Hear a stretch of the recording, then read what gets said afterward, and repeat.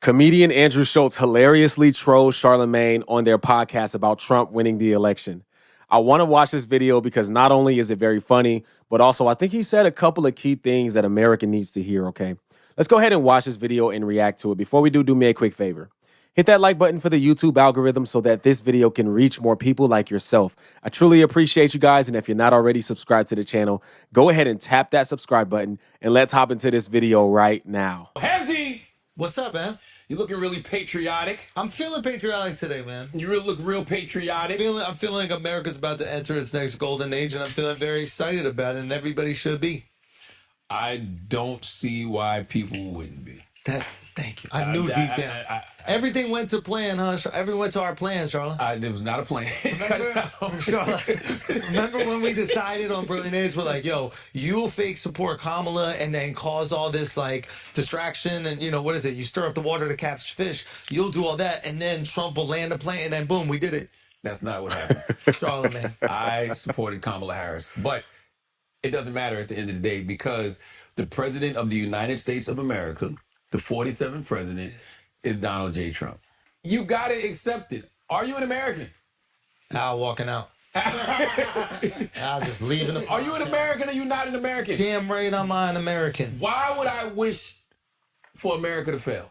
Why would I want America to fail? I'm just asking a simple question. Thank you. I'll give it to Charlemagne. He did. I did see the Breakfast Club interview, or no, you know, the podcast or whatever, the show. And he did, he was saying that, you know, after the election, he was saying how now that Donald Trump's the next president, he just wants Donald Trump to pretty much do what he said that he was going to do. And he is accepting the fact that Donald Trump is going to be the president for the next 4 years again. Instead of just bashing Trump and saying a bunch of crazy stuff, he didn't really say all that. He was just pretty much saying, okay, well, it happened. So now we got to see what's going to happen. Hopefully he fulfills all the promises that he made. And so I got to give him that. At least he wasn't crying like the rest of America. And a lot of people on these news shows, man, it's insane, man. Thank you. I'm just asking a simple question. Like, I don't want America to fail. I have a life here. I have businesses here. I have a family here. Why would I want America to fail? That's why we were wondering why you were supporting Kamala. No. That's why we didn't understand it. We're like, why is this guy throwing so much support her way? Listen, when I know that he's a patriot, when I know he's a great man, I know that he wants America to win. Listen, everybody votes for their interest. I have interest in Kamala, but I'm not going to root against. Why would I root against the president? That's what I'm talking. Thank you. Thank you. I hope Trump doesn't do anything he said he's gonna do. Whoa. I hope there's only 3 things I hope Trump does. Talk to me. Why do you keep bumping? It sounds like you. It sounds like your squad. He says he wants to. He says he wants to lower taxes. Do your thing, bro. Thank you. Okay. Right? He said he wants to fix the economy, even though inflation is already down. Yes, right. Hey, do your thing. MAGA. Okay. If he wants to make things more secure, build the wall, border security. Border it do up. your thing. Do your thing, Wody. But you're gonna need the Democrats to help you do that, though. Of course, it's gonna take bipartisan legislation. It's gonna take bipartisan legislation. Oh, they got the Senate and the House. So, well, they don't have the House yet, but it's looking like they're gonna have it. So they really don't need the Democrats to do shit. So they about to fix America, and the Dems about to get no. This dude is a troll, man. He's a troll, man. Oh my gosh, he is a troll. That's good to know. It's good to know, man. I'm hoping that with this, the good will come out of it. I'm hoping that good policies will come out of it. I'm hoping that American citizens will have an easier next 4 years. It's been tough for us in these last 4 years, man. It's been very tough. So let's see what's gonna happen. No credit for it. Well, here's the thing. Damn. To your point, right? That sucks for y'all. To your point, right? Yeah.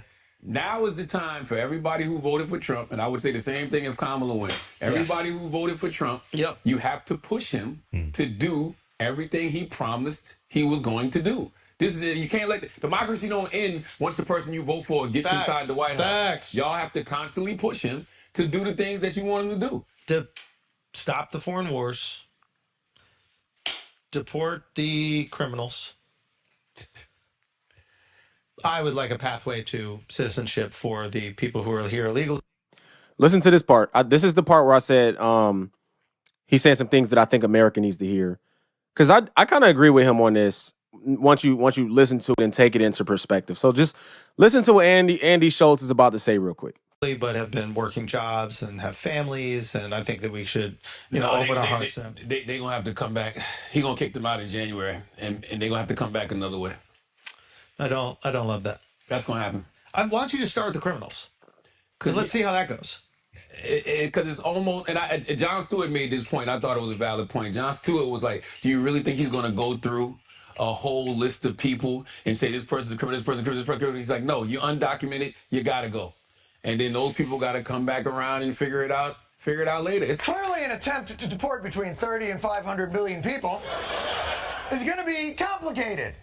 So it's going to be important to know how carefully the former president would execute this plan. A lot of the millions of people have had children here who are American citizens. So yes to mass deportation, even of women and children. So we're going to look at it very closely. The way you phrase it is exactly right. You put one wrong person onto a bus or onto an airplane, and your radical left lunatics will try and make it sound like the worst thing that's ever happened. Because it's the worst thing that ever happened to them. So I think that's a topic that does need to be discussed, is people that did come here illegally and they've built a life here for some years. They have family here, children that were born inside of the United States. So technically the children are citizens. How is that going to happen? I don't know how that's going to happen. I don't know what the plan is for that. But it does need to be a plan, because families can definitely be ruined. That's something that no one wants. We don't want families to be completely ruined. And so there's got to be a plan in action for that, for sure. Look at the stock market.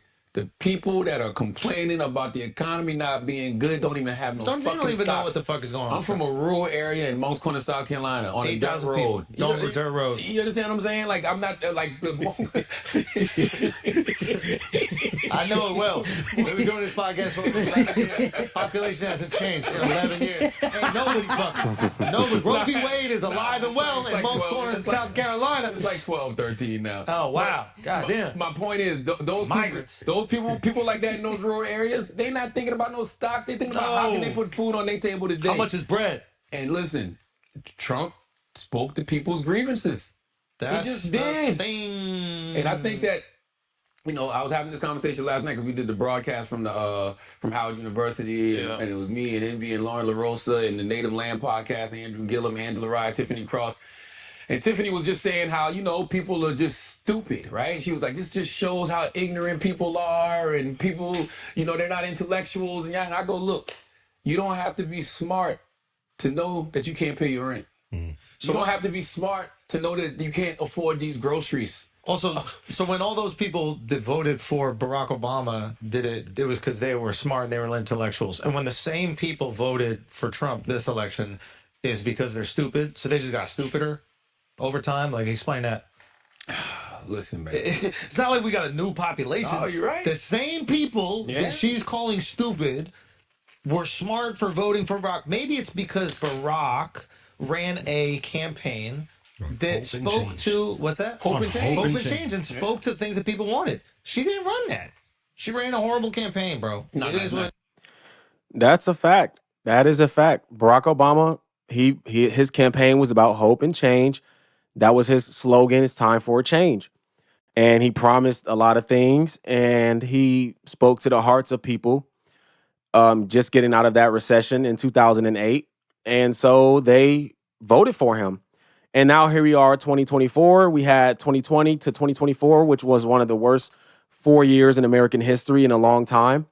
And here comes Donald Trump telling us that he is going to rebuild America. He's going to bring this new change to what has been taking place in the last 4 years that was ran by the Democrats, with COVID, obviously COVID playing a big part. But he spoke, like they said, he spoke to the hearts of people. He spoke to the things that we deal with every day: food, shelter, safety, security, all of that stuff, all of it. And it worked. It worked. He spoke to the people.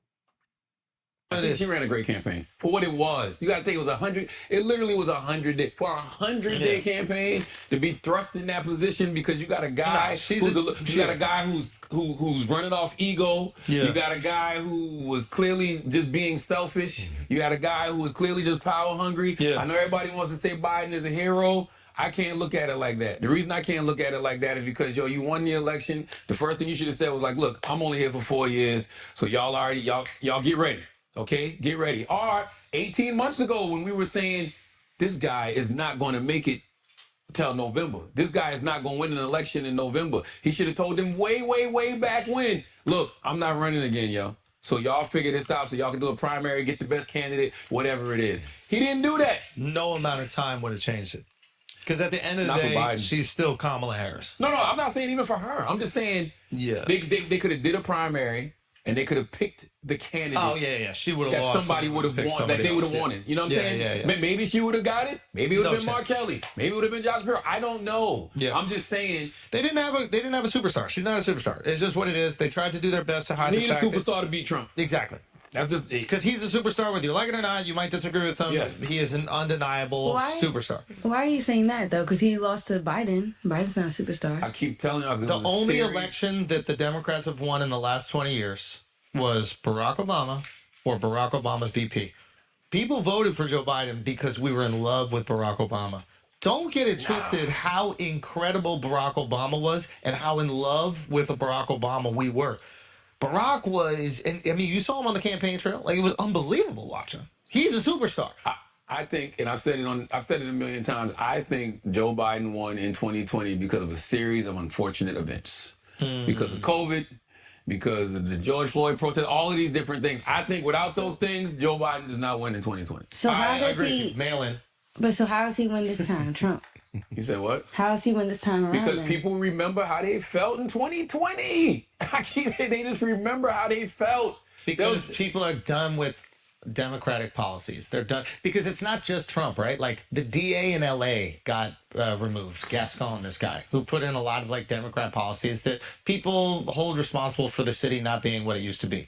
So people in general were rejecting Democrat policies. They were rejecting left-wing ideology, and that's why Trump won the popular vote, and that's why they won the Senate. And that's why they're probably going to win the House. It's not like this was a flood. But they had a lot of white Senate Democratic candidates who outperformed Kamala.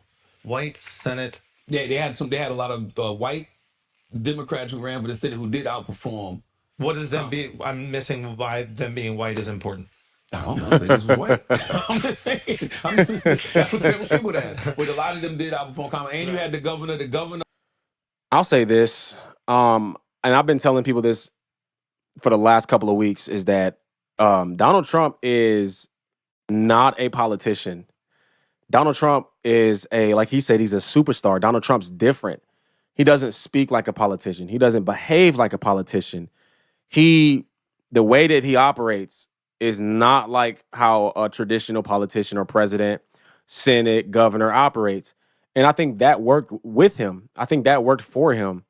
Also, there's a lot of talk about how Donald Trump's racist. I think he has said some crazy things in the past, but no one tends to remember the fact that back in the early 2000s and in the late 90s and all that, Donald Trump was always around black people. Donald Trump, like, he was seen with rappers and he was seen with black celebrities, and somebody said he even had a black girlfriend at one point in time, and he was known and loved by black people. I remember seeing Donald Trump on WWE.